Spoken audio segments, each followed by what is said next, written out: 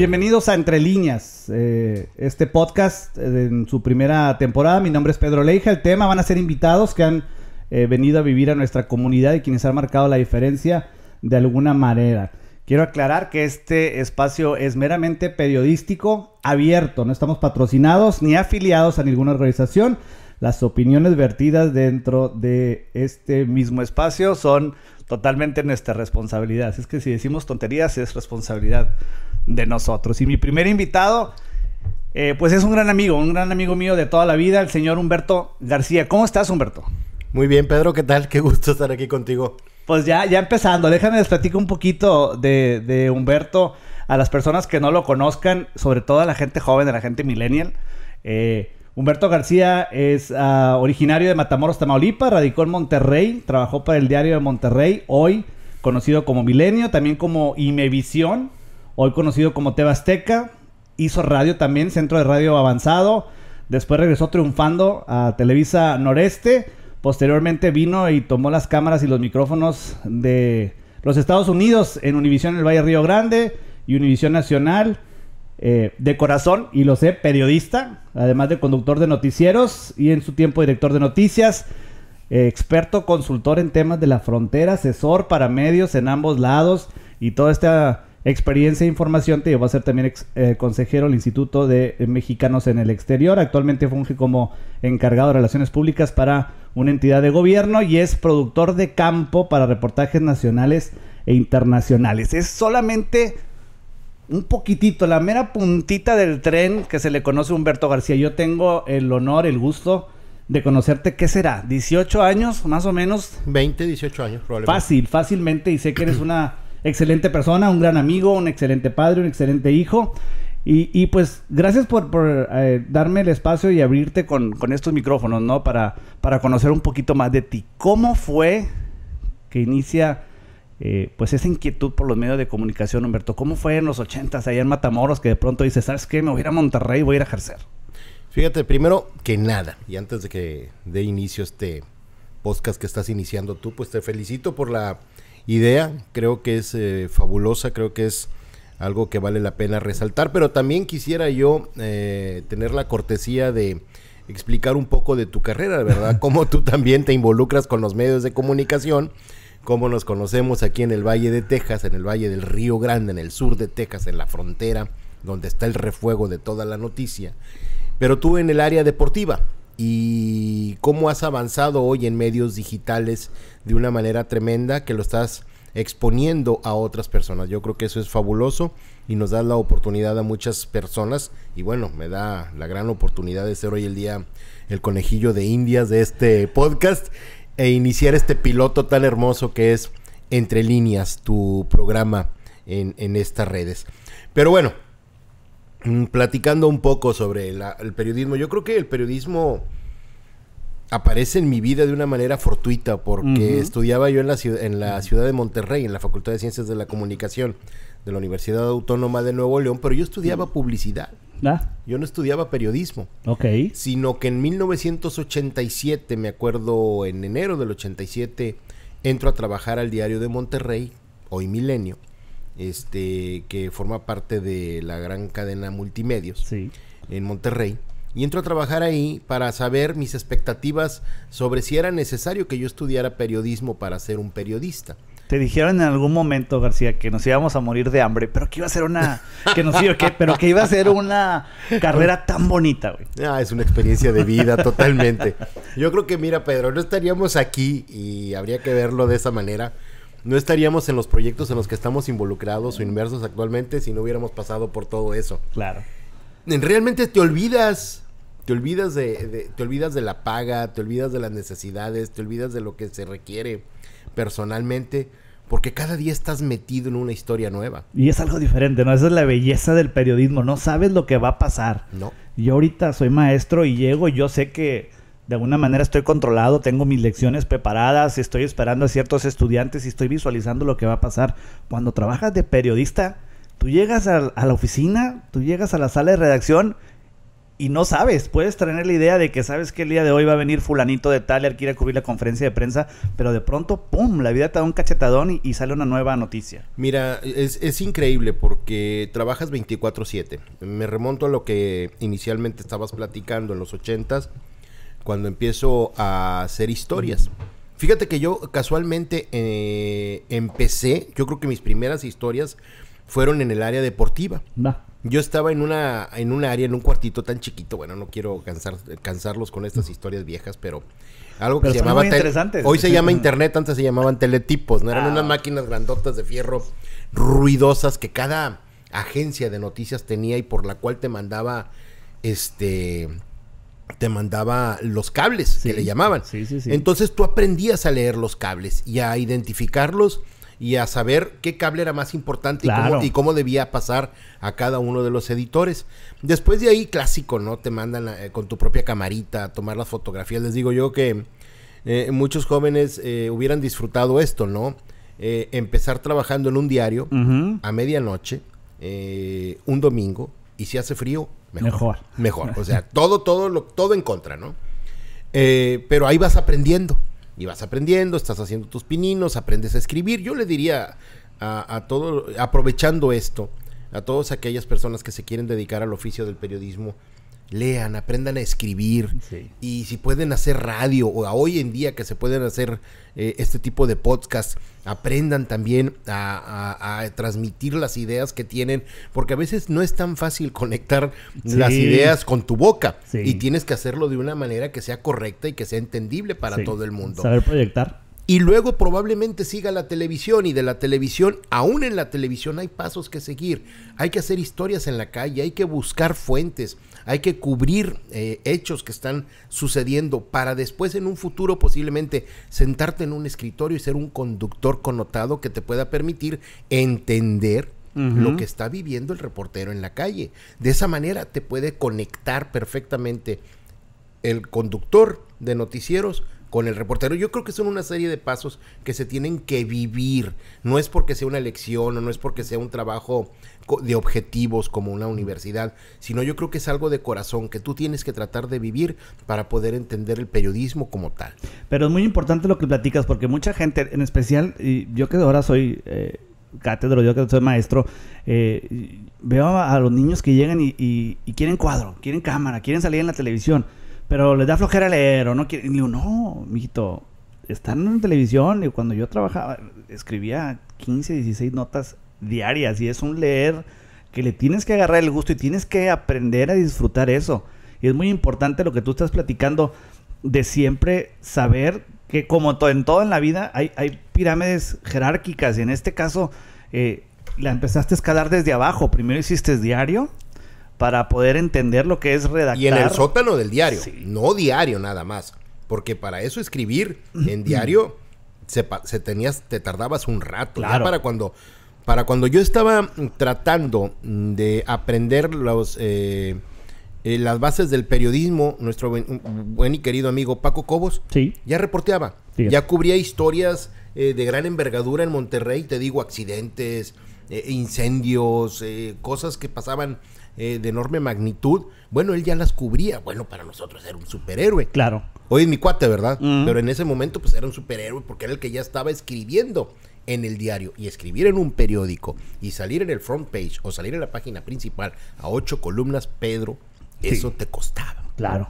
Pero era la meta, ¿no? De día a día. Claro, tenías que aprender. Y aprendes a redactar. Y pagas la cuota. Claro, y aprendes a buscar la nota, y luego posteriormente ya empiezas al área de la proyección, ¿no? Que es cuando ya entras a la radio. Esa es otra cosa. Ya cuando entras a radio, yo tengo la fortuna de, cuando regreso a mi tierra natal, a Matamoros, después de haber cursado la universidad en Monterrey, regreso a Matamoros y me encuentro con una gran oportunidad para hacer radio en Centro de Radio Avanzado, con grandes amigos, con el licenciado Francisco Javier Castellanos, con Isabel Rendón, con muchos periodistas que aún continúan en la radio vigentes allá, que son voces que todo mundo escucha. Entonces, con Fernando Márquez, ese señor, tremendo, el padre de Polo Márquez, que es un connotado periodista de espectáculos en el área también. Y bueno, aprendiendo con ellos, ¿no? Cubriendo radio desde las 6 de la mañana, Pedro. O sea, no había días ni noches para uno y éramos muy jóvenes en ese entonces. Y aún así nos rozábamos con esos señorones y nos daban cátedras, clases. Admiro todas las instrucciones que nos dieron en la universidad. Si no, de ninguna manera hubiera entendido esta profesión como tal.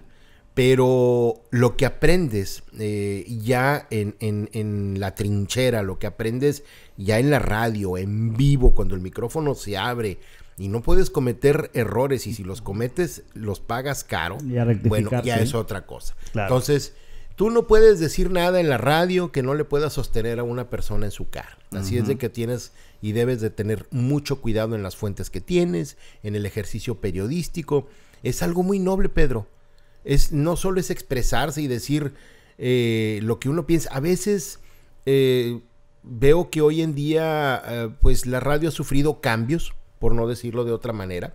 Se ha abierto quizás demasiado en el sentido de el léxico, del lenguaje. En aquel tiempo pues no era así, era muy complicado. Debías tener una licencia de locutor, que debías pasar un examen, y si no, pues debías tener una certificación donde la compañía o la empresa te avalaba como conductor o locutor de radio, y tenías que aprender, tenías que hacer las cosas correctamente. Si no, Pedro, pues te salías, ¿verdad? ¿Por qué? Porque no le puedes faltar el respeto, no solo a la gente, al micrófono. Claro, y ahora ha cambiado infinidad, ¿no? Diametralmente.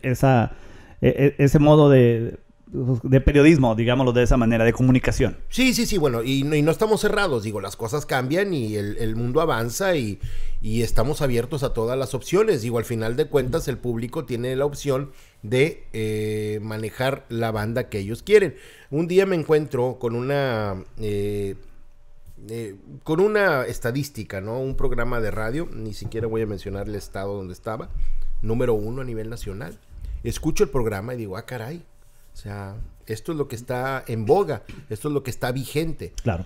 E inmediatamente pienso, bueno, pues es que al público se le da lo que quiere, ¿verdad? Al final del día, ¿no? Al final del día es lo que cuenta, ¿no? Si el público es lo que quiere y ese es el nivel que quiere, bueno, pues ahí está, ¿no? Pero siempre hay opciones. Yo creo que hay muchas opciones tanto para la prensa escrita como para la radio, pero yo creo que en ese sentido de tratar de llegar a un nivel de periodismo y personal, yo creo que esos serían los pasos, Pedro. Aprender primero la parte de prensa, la parte de radio y luego la televisión. Humberto, y de pronto das el paso ya a la televisión. Mencionamos a Imevisión y a Televisa Noreste. Eso fue en Monterrey. Y luego das el paso a la televisión. Nos tocó cerrar la puerta en Monterrey. Fíjate, sí, yo recuerdo todavía las transmisiones de Imevisión, porque ahí pasaban... Éramos malísimos. Porque ahí pasaban las finales del fútbol mexicano. Yo, cuando vivía en Monterrey, me tocó ver en el 86. Sí. Era Rayados contra Tampico Madero, fíjate. Y era... ¿Te acuerdas que el partido con Hugo Sánchez? Me acuerdo de que era Enrique Bermúdez y José Ramón Fernández los que estaban narrando ese partido. Caray. Te echaría muchas mentiras porque no lo vi en vivo porque estaba muy chico, pero papá lo grabó en VHS. Y con el tiempo, ya como a los 12, 13 años, lo volví a revivir. Me acuerdo vagamente del partido y el festejo en mi casa y brincando y escuchaba en la radio y veía en la televisión. Pero todavía estaba muy chico para entender qué estaba pasando y quiénes estaban al aire. Papá guarda los cassettes, después con el tiempo me los encuentro, los empiezo a ver y empiezo a intensificarme. Sirve, espérame, si es el representativo de TV Azteca y es un representativo de Televisa los que estaban juntos en ese momento narrando ese partido. Bueno, probablemente pudo haber sido un hecho histórico en aquel tiempo. Bueno, era la televisión del Estado que le llamaban. Claro. Era una dependencia de Estado realmente Imevisión, y desgraciadamente se había convertido en la caja chica para muchos malos funcionarios. Pero cuando se queda solo, a nosotros nos dan la oportunidad de llegar ahí a Monterrey. En ese tiempo el conductor era Mario Gámez, que es también un periodista muy connotado en Monterrey. Y nos toca a un muy buen amigo mío, Miguel Turriza, y a tu servidor, convertirnos en redactores, si nos decía redactores tipo A, redactores tipo B, no me digas qué era eso. El chiste es que había 2 sindicatos. El primer día que llego a trabajar ahí a Imevisión, pues uno de ellos sí sabía que iba a trabajar, el otro no estaba informado, así es de que... Los sindicatos sí, estaban... Sí, 2 sindicatos de la misma área. Bendita burocracia. Bendita burocracia mexicana. Y el mismo día, así con una mano en el brazo, me acompañan hacia la salida y no me dejan entrar a trabajar. No me digas eso. Sí, eso pasa. Bueno, después lo arreglan, no sé, unas horas después y regreso. Y te digo que éramos malísimos porque, bueno, pues estábamos redactando para un noticiero local que pues obviamente de una u otra manera competía con las otras estaciones, ¿no? De televisión. Y pues ahí aprendíamos, no, hombre, nos rayaban los textos, nos rayaban esto, nos rayaban lo otro. Pero de esa manera, Pedro, vuelvo a lo mismo. Vas aprendiendo, no vas cometiendo los mismos errores o ya los estás cometiendo de una vez y estás corrigiendo y estás avanzando. Éramos muy jóvenes en Monterrey, eso era Imevisión. Después de hacer radio en Matamoros es cuando se me da la oportunidad de entrar a Televisa Noreste. Y ahí en Televisa Noreste, bueno, pues tengo la oportunidad de entrar directamente a un programa. Ajá. Ya había estado en radio mucho tiempo. Fíjate que esto era muy curioso porque había un programa que estaban produciendo varias compañías semilleras en el área y querían hacer un programa para promover toda la agricultura y el campo. El programa se llamaba Nuestro Campo. Y tenían ingenieros muy buenos, ingenieros agrónomos, especialistas en todos los temas, ¿no? Pero no tenían conductor. Ninguno de ellos le quería entrar al toro. Entonces se me invita a participar en ese programa. Y es el primer programa en el que entro en Televisa. Curiosamente, un programa que iba a durar 6 meses. Pero que a los 6 meses, cuando ya se estaba acabando la época de siembra y cosecha, y que pues las semilleras iban a dejar de patrocinar, lo extendimos promoviendo ganadería, agricultura, apicultura, y bueno, eso nos dio la oportunidad no solo de extender el programa, yo creo que más de 2 o 3 años, sino nos dio la oportunidad de recorrer varios estados. Fíjate. Porque nos la pasábamos viajando en la Universidad Autónoma de Tamaulipas, la Facultad de Agronomía, íbamos a la pesca, Soto la Marina, donde había donde había mucha acuacultura y siembra de camarón y cosas de esas, y aprendimos también bastante ahí, y tuvimos la oportunidad de viajar, te digo, por todo Tamaulipas, íbamos hasta Nuevo León, hacíamos historias en Monterrey, un día fuimos bueno, qué cosas, que me está sacando el cajón de los recuerdos. Un día fuimos a un cerro ahí en Montemorelos, donde supuestamente encontraron unos colmillos de mamut, Ajá. que ahora se supone que están expuestos en el Bioparque Estrella, desde ese entonces, pero hasta allá llegábamos, haciendo cosas, todo lo que tuviera que ver con la tierra, nosotros estábamos metidos. Y ya venías con la preparación, obviamente, de la radio. Sí, ya habíamos pasado por todo lo de, pues, la escuela, prensa y radio. Ya había hecho yo como 5 años, 6 de radio, cuando llegué a Televisa. Y es que en aquellos años... Conservo muy buenos amigos ahí todavía. Para la gente joven que nos está escuchando, en aquellos años,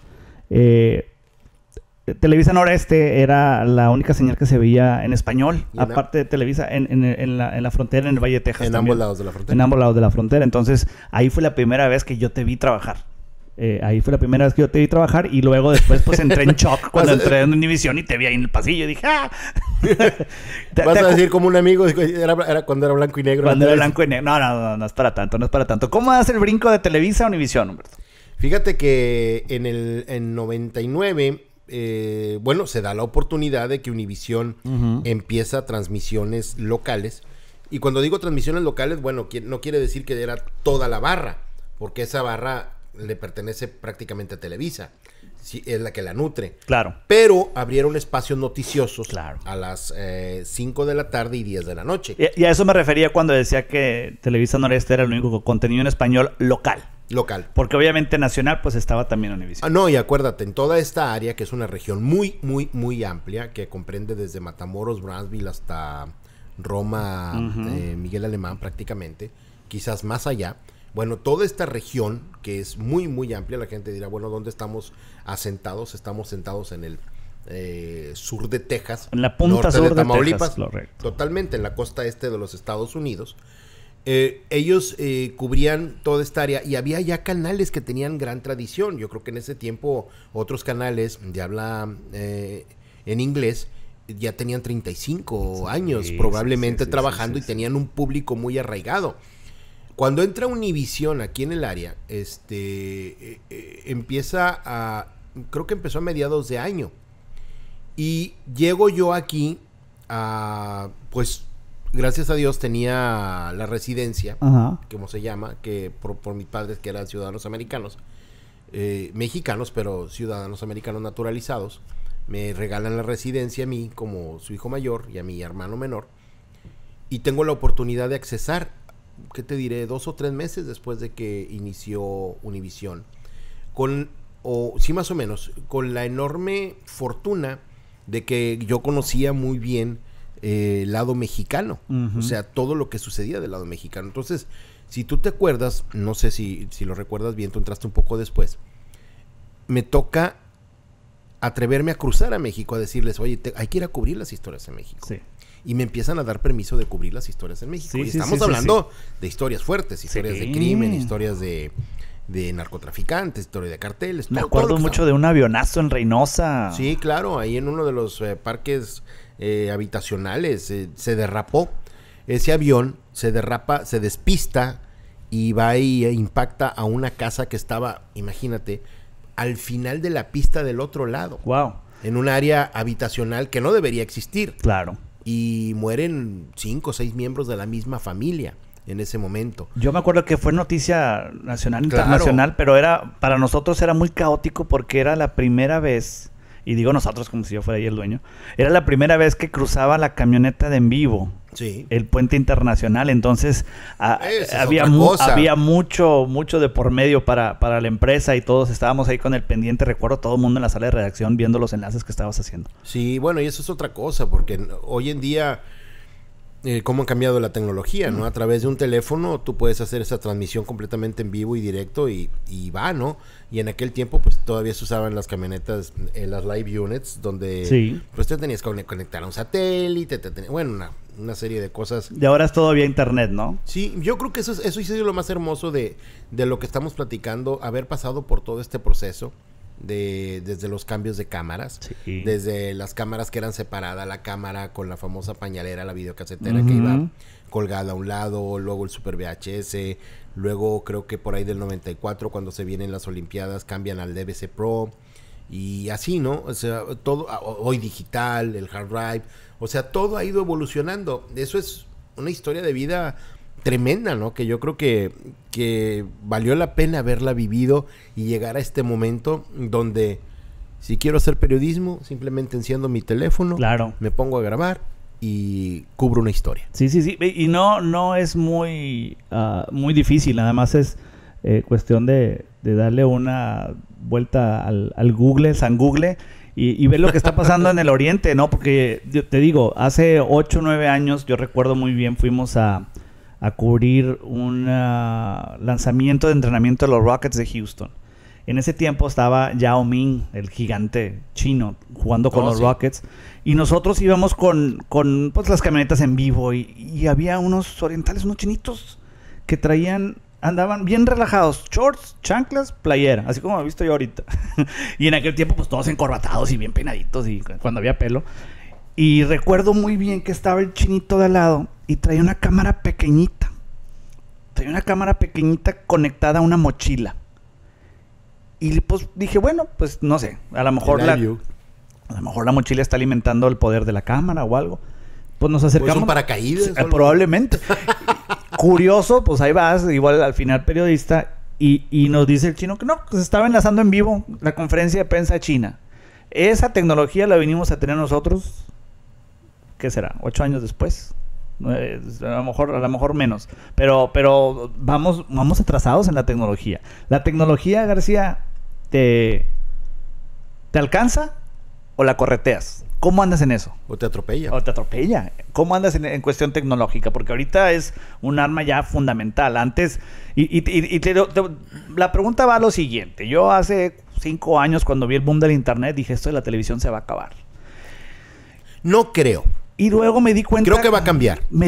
Está cambiando, pero me di cuenta que al contrario, se abrieron más oportunidades, porque ahora las redes sociales es una plataforma, como este podcast, en donde nos te puedes expresar. Y a veces te ahorras todos esos costos de televisión. Bueno, bien lo dijiste cuando me mencionabas parte de de lo que me ha correspondido hacer. Hoy trabajo para una entidad de gobierno, específicamente para una ciudad. Y desde que llegué en el 2009, desde que me retiré de los medios, y llego en el 2009, hemos estado trabajando a través de los websites, de Instagram, de Twitter, de Facebook, y cada día tenemos más followers, más seguidores, y nos hemos convertido. En aquel tiempo, no sé si te acuerdas, una compañía de cable era la que te contenía los canales 12 locales para cada ciudad. Correcto. Y se los proveía. Y ellos les daban el mantenimiento.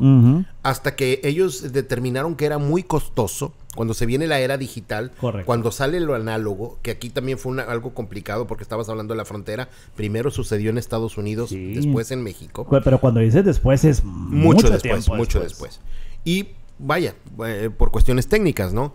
Entonces, cuando se va a lo análogo, que era la televisión convencional, los medios convencionales como los conocíamos como tal, y llega lo digital, ellos deciden recuperar esos canales 12 para comercializarlos. Y les dejan a las ciudades los canales 12.100, quién sabe qué tanto. O sea, unos canales bien raros. Pero al final de cuentas eran canales, ¿no? O sea, les estaban proveyendo el servicio, pero ya no era el servicio del canal 12. No sé si recuerdas, se fueron incluso a la corte, lo pelearon en corte y lo ganaron. No hubo manera de que las ciudades pudieran recuperarlos porque ellos, pues de alguna manera estaban siendo nada más, los estaban utilizando. Correcto. En ese quiebre, exactamente en ese quiebre es cuando entro yo a la ciudad a trabajar. Entonces me dicen, oye, pues tenemos fibra óptica y que no sé qué, ¿cómo le vamos a hacer? Pues no sé si tenemos fibra óptica o no, pero para mí lo más sencillo y lo más básico, y podemos romper barreras porque el canal 12 nada más te daba una frontera de tu ciudad. Total y correctamente. Era abrir un website. Y fue lo que hicimos. Abrimos un website, abrimos todas las redes sociales. En ese tiempo estaban apenas, Pedro, también dinamizándose, apenas abriéndose. No eran lo que es hoy. Realmente estamos viviendo la prehistoria digital a lo que es actualmente todo lo que vivimos con esta tecnología. Y de esa manera empezamos a trabajar. Ahora, hoy en día, gracias a Dios, con más elementos, con más personal, con más gente capacitada, hemos ido creciendo enormemente. ¿Y qué pasa, Pedro? Que ahora los habitantes de esa ciudad para la cual trabajo pueden estar en Nueva York. Sí. Y pueden, con un clic, darse cuenta de lo que está pasando en la ciudad de manera inmediata. Claro. Si no, les estamos avisando a través de las suscripciones que tienen de lo que está sucediendo. ¿Por qué? Porque tratamos de ir mostrando y presentando lo que tenemos. ¿Qué pasó? Nos acabamos convirtiendo en el periódico, por decirlo de alguna manera, digital de nuestra ciudad, aparte de que también ahí hacemos intervenciones como newscast, grabamos resúmenes informativos con nuestras imágenes, y todo lo que hemos aprendido a lo largo de este tiempo pues lo tenemos ahí vertido, ¿no? Y qué interesante que la gente pueda tener acceso a todo tipo de información, pero sobre todo a la comunidad en donde vives a través de un aparato celular, ¿no? ¿Cómo nos ha cambiado la vida el teléfono? Pues es que ahora tú decides lo que quieres ver, tú decides lo que quieres saber. ¿Por qué? Porque tú tienes tus redes, tú tienes tus contactos, tú tienes a quién sigues, quién te sigue, y de esa manera pues estás prácticamente informado durante todo el día. Ya no tienes que esperar a las 5 de la tarde para ver el noticiero principal, para saber qué pasó. Y es lo que estabas comentando precisamente, ¿no? No que se muera la televisión, sino está cambiando. ¿Y cómo está cambiando? Pues se está canalizando a través de las redes sociales. No creo, Pedro, porque siempre, mira, sigue siendo fundamental el tener la fuente, tener los datos duros. El periodismo como ejercicio, como tal, necesita fundamentos, necesita estar reforzado y avalado por datos que realmente representen lo que tú estás diciendo y hablando. Qué hermoso sería tú y yo ponernos a decir lo que se nos ocurra aquí y hablar de quien sea y de lo que sea y que la gente nos crea. Y estos dos, ¿quiénes son, verdad? Sí, porque lo mío es opinar y tú sabes. Mi querido Humberto, ¿cuál es la diferencia? Porque la sigues viviendo hasta la fecha, entre hacer periodismo en Estados Unidos y hacer periodismo en México. ¿Hay algo diferente? Muy diferente. ¿En qué? ¿Qué se diferencia? Mira, yo creo que en Estados Unidos todavía debemos, debes estar, realmente el periodismo en los dos lados funciona igual, aunque de alguna manera tú debes estar muy, muy, muy convencido y muy bien protegido por los datos que tienes en Estados Unidos para evitar demandas. Correcto. Las compañías no te van a a supervisar o te van a dar el check-in de una nota nada más porque tú piensas que es así o no. Si tú debes tener las fuentes y debes estar muy bien fundamentado en lo que estás diciendo. A veces en México pues no es tanto con el problema de las demandas, pero son dos cosas muy diferentes. Yo todavía tengo el gusto de participar como field producer o productor de campo para pues no solo para compañías a nivel nacional como Univision y otras compañías. Recientemente tuve la oportunidad de acompañar a Simon Reeve, que es uno de los grandes aventureros a nivel mundial de la BBC de Londres, acompañarlo en una historia que se grabó de McAllen a Reynosa, Tamaulipas. Claro, los colores de la frontera. Hermoso, totalmente, ¿no? Y vaya, hemos hecho esto durante tanto tiempo que conocemos bien el área, la manejamos bien y tienen la confianza de invitarnos a participar para cubrir esas historias, porque saben que vamos a llevarlos a los lugares y con las personas que ellos requieren para hacer las entrevistas y cubrir sus historias completas. Una de las cosas que más yo cuido es la seguridad de los equipos con los que yo viajo hacia México. Y es que imagínate, para que la gente se dé una idea de la dimensión, pasar la frontera hacia Reynosa en una camioneta donde vas a tener 30, 40, $100,000 de equipo, es una gran responsabilidad. Pero bueno, puedes llevar hasta $200,000 de equipo porque son network, acuérdate, pero más que nada es el factor humano. La seguridad. Son las personas. Claro. Tú muchas veces no te das cuenta y no lo percibes. Yo puedo ir a Reynosa a hacer historias, a trabajar o de manera personal, pero muchas veces la perspectiva y la óptica de personas que están al otro lado del mundo es que estas zonas son calientes, que estas zonas son peligrosas, que aquí pueden venir y puede pasar cualquier cosa. Entonces necesitan productores de campo, fixers como uno, para poder guiarlos y ayudarlos y reproducir esas historias para que cuando ellos llegan todo pueda fluir. A veces incluso se tiene que requerir de seguridad. A mí no me gusta mucho esa parte. Prefiero que trabajemos de manera independiente para poder estar más libres en hacer lo que tenemos que hacer y cubrir todas y cada. Esa es otra cosa. O sea, ser productor de campo, eso ha sido otra cosa que me mantiene vigente en el área del periodismo, que me llena mucho, que me mantiene muy vivo y que, vaya, podría hacerlo el resto de mi vida. Porque me gusta, o sea, es algo, ya no apareces enfrente de la cámara, pero es una gran responsabilidad traer equipos de tal magnitud como ellos. Humberto, platicamos de la belleza de vivir en frontera y varias de las cosas que mucha gente no ve, pero es un gran factor a nuestro favor, es el turismo médico. ¿Ah, sí? Que puedes cruzarte el puente e ir a consultar allá sin ningún problema. Porque desafortunadamente el sistema americano a veces te deja a los de la clase media en el limbo, ¿no? Porque a veces ganas lo suficiente para no calificar para un seguro médico gratis, pero no ganas lo suficiente como para poder pagar un seguro médico privado. Entonces mucha gente opta por ir a tratarse al otro lado de la frontera. Bueno, eso es una gran realidad. Yo creo que la frontera es una frontera viva, es una frontera muy dinámica, una frontera que tiene claroscuros. Claro.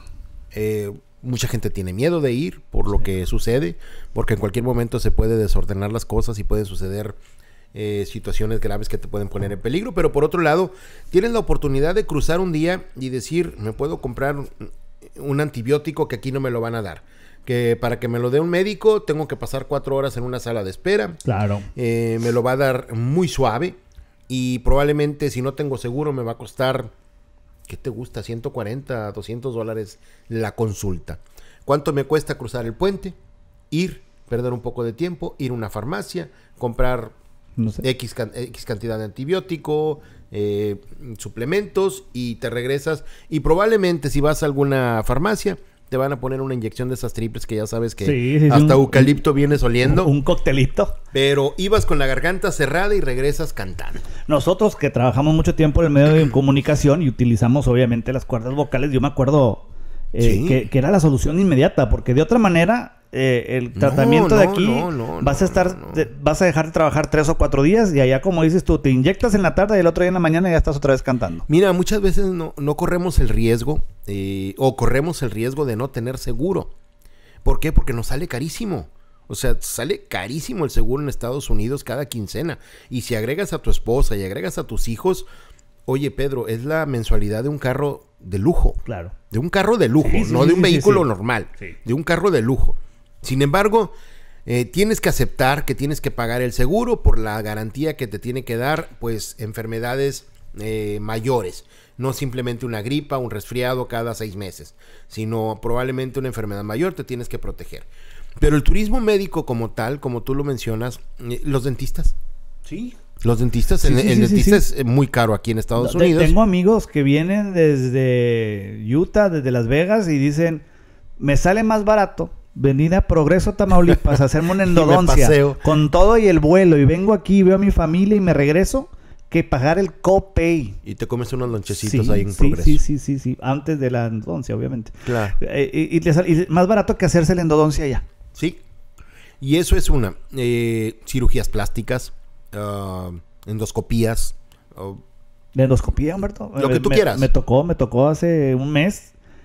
Pagué $1,000 de deducible, de un costo total de $7,000, $8,000, cuando en México te vale $7,000, $8,000 pesos.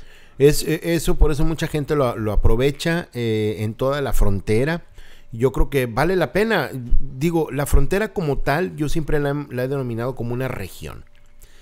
Tú puedes decir, Estados Unidos, sí, Estados Unidos de 60 millas hacia adentro, después del checkpoint. México, bueno, pues sí, México después del 30, que ya no existe, Sí. que era la garita. Sí. Después del 30, es decir, después de 30 kilómetros hacia adentro.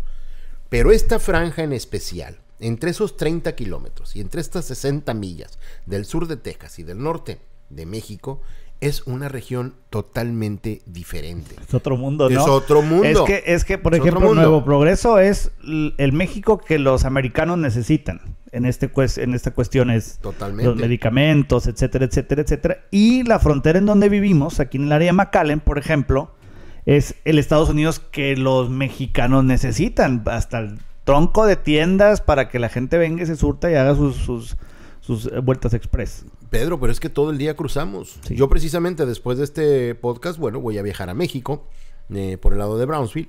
Tengo un compromiso allá. Pero yo invitaría a todas las personas que nos están escuchando y que dirán, bueno, ¿dónde están? Sí. Pues estamos asentados en esta región tan hermosa donde usted se puede viajar por hacia, ¿qué te digo? Hacia McAllen, que es por el área sur de Texas. Asentarse aquí, y aquí estamos a 10 millas de la frontera. Sí, y si tiene pasaporte, porque ¿por qué no? estamos al norte del valle, en la ciudad de Edinburgh. Aquí está el estudio, pero si... En el Río Grande Valley. De mi casa al puente internacional son 5 millas, 4 Sí. millas. Y es una zona muy bella, Pedro. Yo creo que vale la pena conocerla, a pesar de que es un valle, como se menciona y se nombra. Pero pues ya sabes, tenemos muy cerca la playa. Yo digo, a mí me encanta. Sí, tenemos muy cerca la playa, sí, con sí. la Isla del Padre. Tenemos muy cerca las montañas, con Monterrey, Nuevo León. Sí. Tenemos Tamaulipas, que también tiene grandes zonas hermosas para visitar.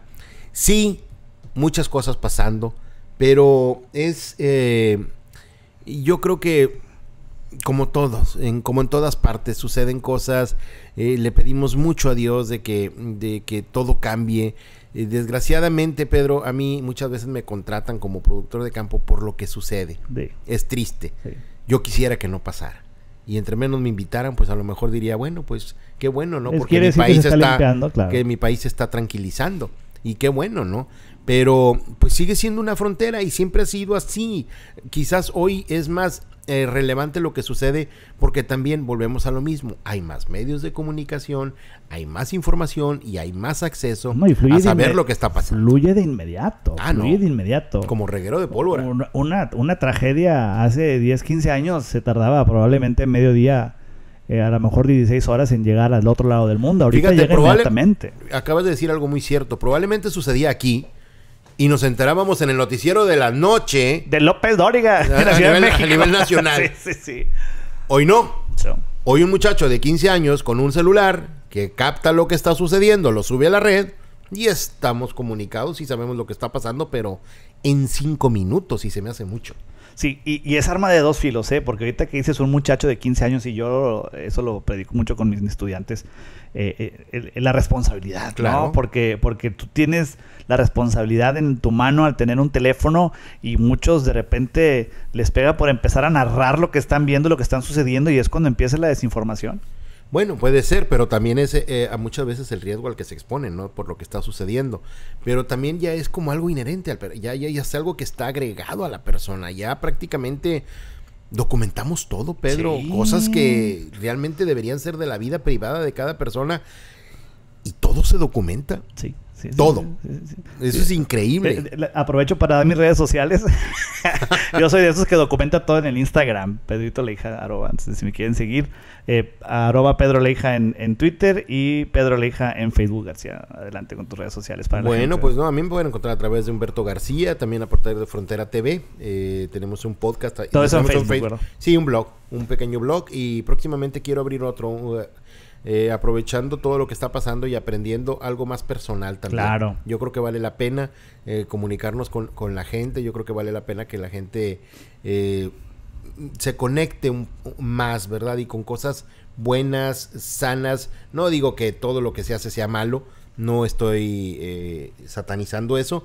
Pero a mí sí me gustaría crear algo que fuera más sano. Yo creo que a través de todos estos años Dios me ha dado la oportunidad de aprender muchas cosas y me puse a pensar en eso hace tiempo. No puede uno, Pedro, la experiencia que adquirió durante tantos años, aunque a pesar de que nos vemos tan jóvenes, poner esta experiencia en un cajón y guardarla. No. Yo creo que para empezar a uno le puede servir y quizás a alguien más. Claro. Entonces yo creo que vale la pena aprovecharlo y pues si Dios quiere, ¿por qué no mostrarlo y presentarlo, no? Al público y sacar todo aquel reportero que llevamos dentro. Al final de cuentas, pues es lo que hemos sido toda la vida, ¿no? Toda la vida y seguimos reportando.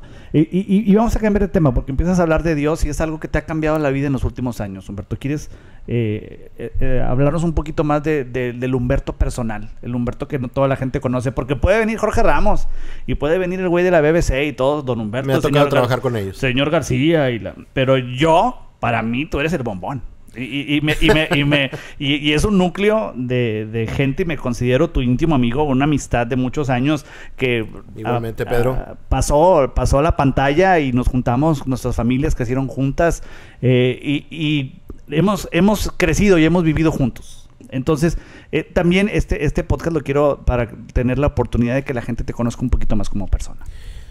Pues, ¿qué te puedo decir? Me encanta lo que he hecho a través de mi vida. No creo haberme arrepentido de nada. Sí he cometido errores y le he faltado el respeto a alguien. Aquí lo digo, le pido disculpas y perdón. Dijo dice un amigo, antes de empezar a tomarse una copa, dice, antes de empezar, una disculpa por todo lo que les vaya a decir. Sí, por las siguientes 6 horas. Sí, por lo que vaya a pasar. Pero bueno, esa ha sido, ya hablamos de lo que ha sido mi pasión, que es el periodismo. Yo creo que sigo viviendo el periodismo como tal. Y lo vas a seguir viviendo, nada más que pues intentas darle un giro ahora, ¿no? Y bueno, ahora el giro que yo quiero dar y es poner toda esa experiencia al servicio pues de una conversión tan hermosa que es seguir los pasos de nuestro Señor Jesucristo. Eso es muy personal. Claro. Eso es muy personal. Yo te agradezco también que te abras en este espacio. Eso ha cambiado diametralmente mi vida. Le dio un giro tremendo de 180 grados donde mi dirección de vida iba hacia un lado. Tú lo sabes, Pedro. Sí. Vivimos tantas aventuras, tantas parrandas, tantos desvelos, tantas noches, tantos buenos chistes, tantas bromas, tantas cosas. Y pienso que Dios llega en un momento, Dios siempre estuvo, o sea, como está en tu vida, ¿verdad? Yo lo sé. Pero llegó en un momento muy importante de mi vida donde me hizo ver hacia otra dirección, hacia una dirección ya donde en mi madurez, a mi edad, pienso que era necesario que llegara. Yo creo que llevaba una vida muy profesional en cuanto al trabajo, pero bueno, también tú sabes, con muchos desvelos. No digo disipada porque tampoco era desordenada en el sentido nunca. salirnos de orden. Siempre, ni lastimar ni ofender a nadie. Siempre responsable todo. Iba con mucha responsabilidad. Sí, no, pero no necesariamente, y a lo mejor se está malinterpretando como que agarramos unos fiestones, que sí los agarramos, ¿vea? Pero con las familias, con las esposas. Tú empezaste con la plática. Carnes asadas y viendo, porque obviamente al fin Regios Rayados contra Tigres, y se hacía una hermandad, algo increíble. Pero el mayor cambio que yo vi en ti es que algo no te salía antes y echabas madres. Así pateabas un cajón y aventabas una pluma. Y ahorita veo en Humberto que tiene retos en su vida que no se comparan a los retos o a las cosas por las cuales pateabas botes y hacías berrinche. Unos retos enormes en tu vida y los tomas con una calma y una tranquilidad. Y ese crecimiento te lo ha dado acercarte a Dios. Totalmente. Yo creo que una de las cosas que más comento yo cuando tengo este tipo de pláticas es, yo vivía en una constante ira, Pedro. Uh-huh. En un constante enojo, en una constante molestia. Mi papá se dedicó todo el tiempo al aire acondicionado y refrigeración, y él hacía ductos de lámina y fibra de vidrio y todo esto. Y él tenía una frase que se me quedó mucho esto fue una de las fortalezas que yo tuve que borrar de mi vida. Decía mi padre: las láminas solo a mentadas de madre se doblan. Fíjate. Así decía. Y le salían los ductos hermosos. Hermosos, ¿por qué? Porque hacer ductos para aire acondicionado de grandes dimensiones requiere de una ciencia y de una matemática muy específica para que no hagan ruido, para que no se oigan, para que funcionen bien. Parece que no, ¿verdad? Sí. No dices tú nomás hacer un cuadro y un tubo cuadrado para que corra el aire. No. Y él decía, la lámina, dijo, solo a mentadas de madre se dobla. Oye, eso me quedó muy grabado. Y era yo una constante ira. Y así es de que para mí el trabajo y las historias y todo, pues solo a mentadas de madre salían adelante. Con coraje, sí. Con coraje, salían a fuerza y salían y las conseguías y las lograbas y todo. Claro, nunca le falta el respeto al público, menos al micrófono. Pero eso era parte de algo que estaba en mi corazón, que estaba así muy, muy endurecido.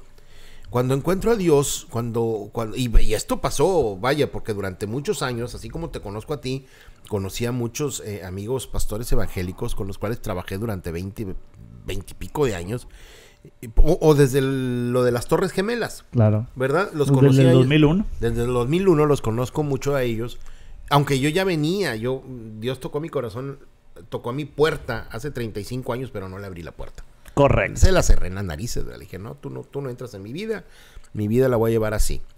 Si yo hubiera aceptado a Cristo en mi corazón hace 35 años, 36 años, en este momento que estamos hablando, quizás no me hubiera metido en tantos problemas como me los metí.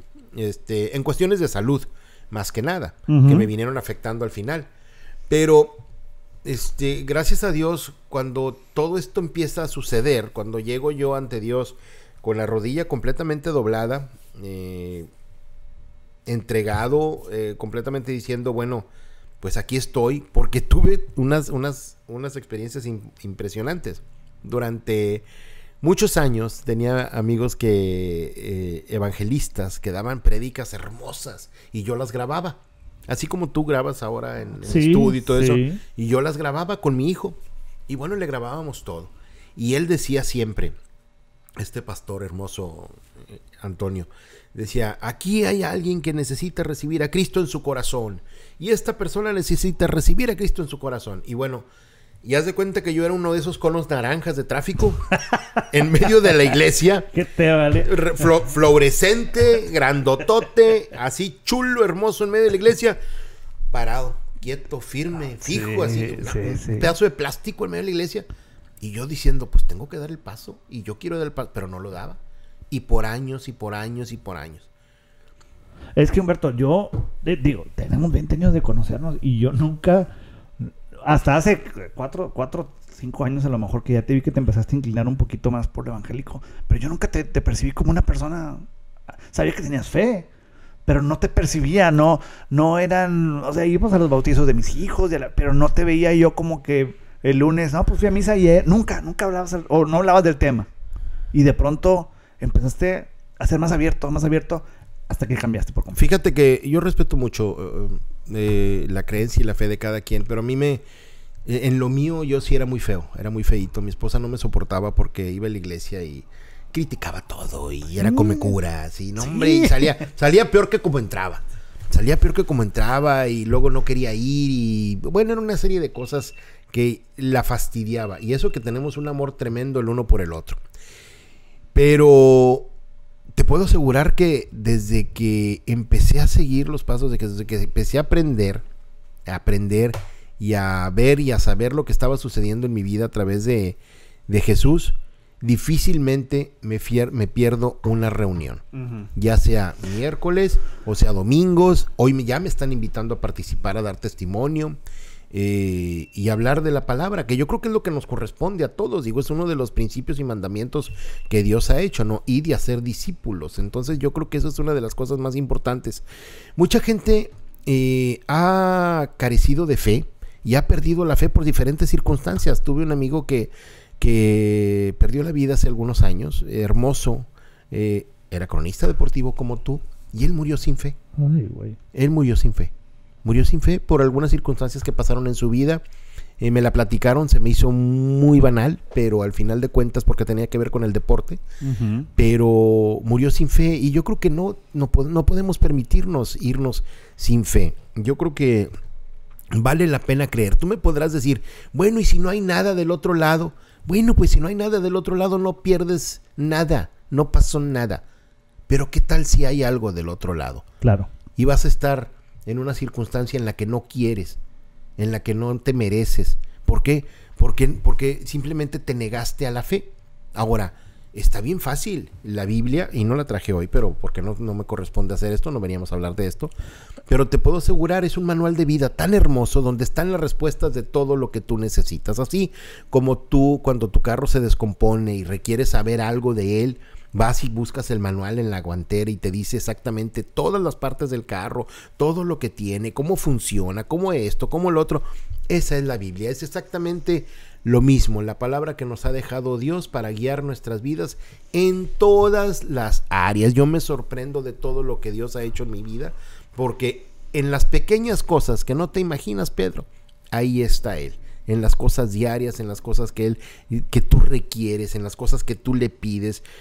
¿Que hay retos? Hay retos. Nadie dijo que fuera fácil. Todos pasamos pruebas, todos pasamos tribulaciones. Pero por lo menos tenemos la ventaja de que si aprendemos y leemos lo que Él nos ha dicho, lo que Él nos ha dejado como herencia, yo creo que todos vamos a estar mejor y vamos a aprender mucho, sobre todo en cuanto a lo familiar. Si estás sumido en problemas, si tienes problema de adicciones, de drogas, no encuentras la salida, estás totalmente perdido. Yo creo que Dios y una iglesia de sana doctrina te pueden dar la respuesta. Sí. Y bueno, sí. Sin querer aburrir. No. Vale la pena mencionarlo, que aunque no seas persona de fe, no es tan difícil ver más allá y darte cuenta, como dices tú de la Biblia, que los 10 mandamientos simplemente son reglas para vivir en paz y vivir tranquilos. Bueno, y si tú te vas por esas reglas, vas a vivir una vida bien y una vida feliz. Claro, y es que hay que aprender a temer a Dios. Hay que aprender a disciplinarnos. No podemos andar por la vida como ovejas descarriadas. Acuérdate lo que le pasó, y no quiero...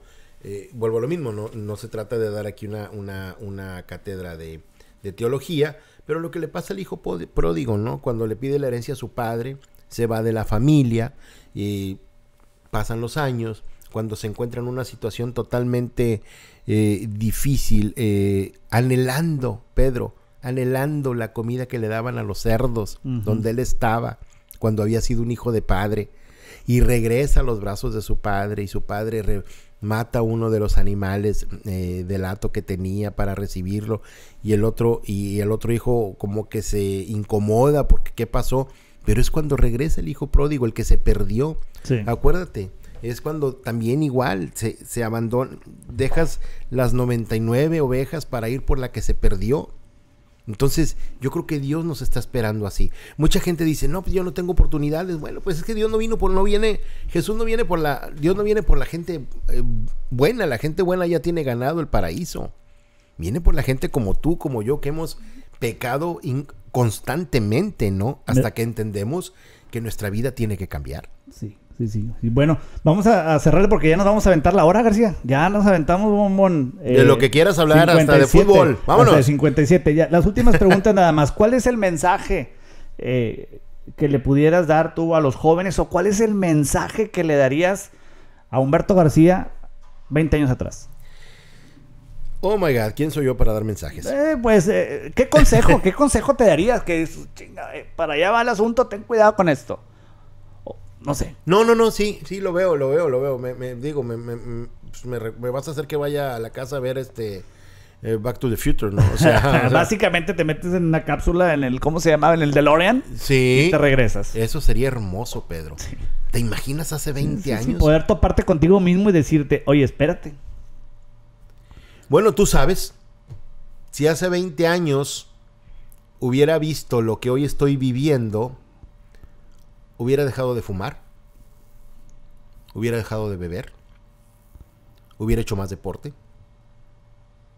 me hubiera concentrado más en ciertas áreas espirituales de mi vida, porque yo lo digo hoy, yo tengo 2 hijos, no fuman, no toman, hacen deporte.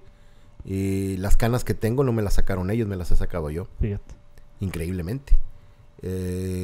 Hoy paso por una tribulación, por decirlo de alguna manera, por una prueba pequeña donde mis riñones fallaron, donde me tengo que dializar y donde es verdad lo que sucede. Fíjate que en ese tiempo hubiera creído más en que las cosas sí le pueden pasar a uno y no a otros. Porque yo veía enfermedades, accidentes, situaciones en otras personas. No las veía en mí. No, yo te veía muy frío, cubriendo, yo recuerdo, eran accidentes fatales, personas perdiendo la vida y tú y mi compadre Gilberto o Roberto editándolas como con una frialdad y con un profesionalismo más que frialdad. Porque tienes que poner en esta profesión los sentimientos a veces en un lado para poder sacar el trabajo. Pero yo decía, ¿cómo le hacen? Y yo no quería ni pasar por la isla de edición porque decía yo, qué bárbaro. Tú sabes, yo creo que vimos y vivimos más cosas de las que muchas personas podrían ver en su vida. Sí, tienes que estar preparado. Y nos tocaron muchas. Y eso sería para otra charla. Pero yo creo, Pedro, que Dios nos pone en el camino correcto. Dios nunca llega tarde. Si estoy en estas situaciones por algo, si estoy viviendo esta parte de esta historia que ahora estoy cubriendo para mí, es por alguna razón. Y yo creo que pronto, muy pronto, vamos a ver el resultado de esta nueva historia o de este nuevo reportaje, pero ahora en mi vida propia. ¿Por qué? Porque aquí lo tengo. Y lo quiero escribir y lo quiero hacer. Y quiero que sea un testimonio de vida.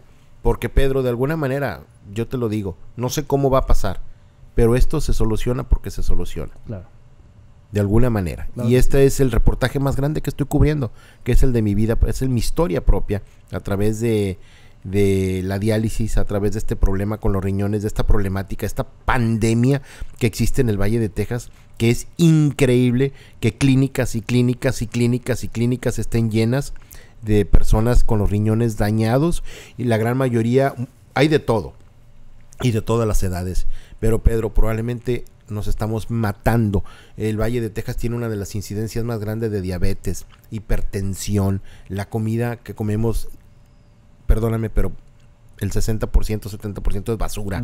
Es basura, así te lo digo. Y si no nos cuidamos, terminamos en estas condiciones y luego tienes que estar tratando de encontrar soluciones para salir adelante. Para mí la solución es Dios, pero ya veremos. Pero y es difícil, García, ahorita que lo mencionas, porque son, al final del día, lo que nos lleva a muchas de las situaciones, en especial de la salud, son decisiones. Totalmente. Son decisiones y para eso no hay leyes. Para eso no hay una ley que te vaya a decir. Hay una ley que te dice, ¿sabes qué? Tienes que ser mayor de 21 años para echarte un trago y después de 2 tragos no puedes manejar. Y tú lo entiendes, dices, ¿sabes qué? Pues después de 2 tragos voy a estar mal. Pero no hay ninguna ley que te dices, no vayas al McDonald's, por darte un ejemplo, y no te vayas a echar 2 hamburguesas. No hay ninguna ley. Y eso a lo mejor a la larga te va a joder más que un tequila. Yo te lo voy a decir, yo te lo digo. Igual que la droga, que la heroína, que la cocaína, que el alcohol, que el cigarro, es la alimentación. La adicción a la comida existe. Sí. Si no lo quieres creer, eso es tu problema. pero la adicción a la comida existe y es un problema grave que te va a afectar.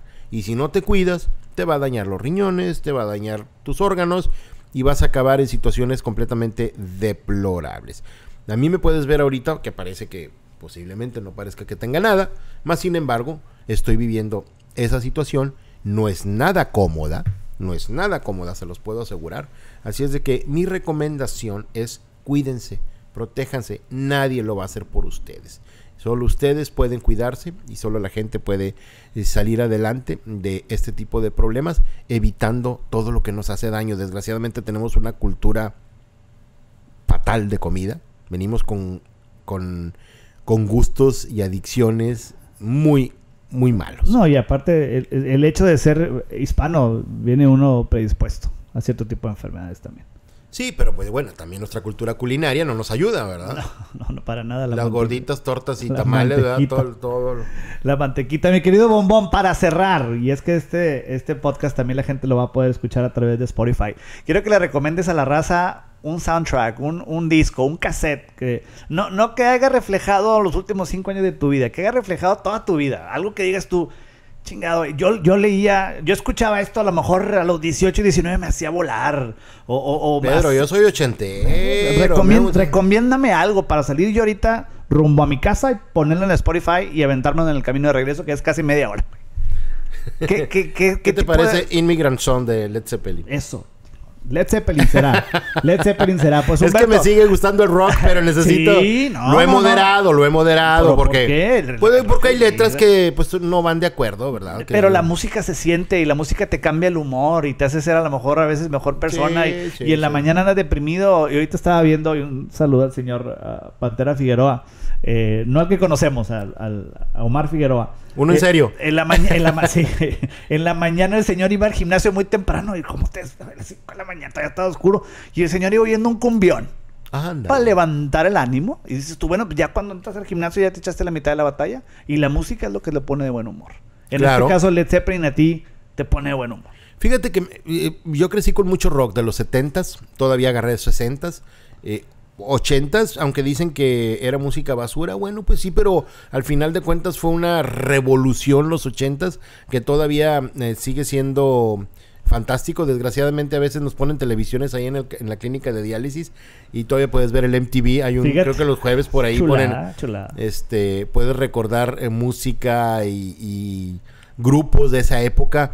Muchos todavía andan circulando, la verdad a mí me sorprende mucho verlos todavía circulando y me da mucho gusto porque pues vale la pena escuchar la música viejita. No me cierro en la música nueva, hoy mis hijos tienen música que la verdad es sorprendente, ¿verdad? Grandes músicos y grandes orquestas. Y fíjate que hoy se promueven tanto en YouTube y en redes sociales que ya no necesitan los discos. Después viene el disco, ¿no? Claro. Claro, ¿no? Y ya inclusive la ganancia. La ganancia para el cantante ya no viene de un disco, ¿no? Ahora es... Pero ese es otro tema. O sea, a mí me encanta... A mí me gustaría también algún día tener un podcast de música, porque la verdad me encanta. Ahora, también otra cosa, nos pega de frente. Tú estás más joven, pero nos pega de frente el rock en español. ¿Cómo no? Acuérdate, en los 80s estaba prohibido todavía el rock en español. El rock, no simple rock en español, el rock en inglés en México. Sí, ¿no? Y se viene un festival, bromeando con mis amigos, con los amigos que tenemos en común, que va a estar Caifanes, Fobia. Claro. Vale, era puro bengué ahí, no solamente el escenario, donde estemos toda la raza ahí, todos los vegetales, porque ya llovió. No, cuando teníamos pelo. Sí, mi García, pues muchas gracias por haberme acompañado. Sabes que te aprecio un chingo. Y te doy las gracias por haberme acompañado. Y esto fue pues el primer capítulo de la primera temporada de Entre Líneas. Muchas gracias Humberto, muchas gracias a la audiencia. Dios los bendiga a todos. Hasta luego.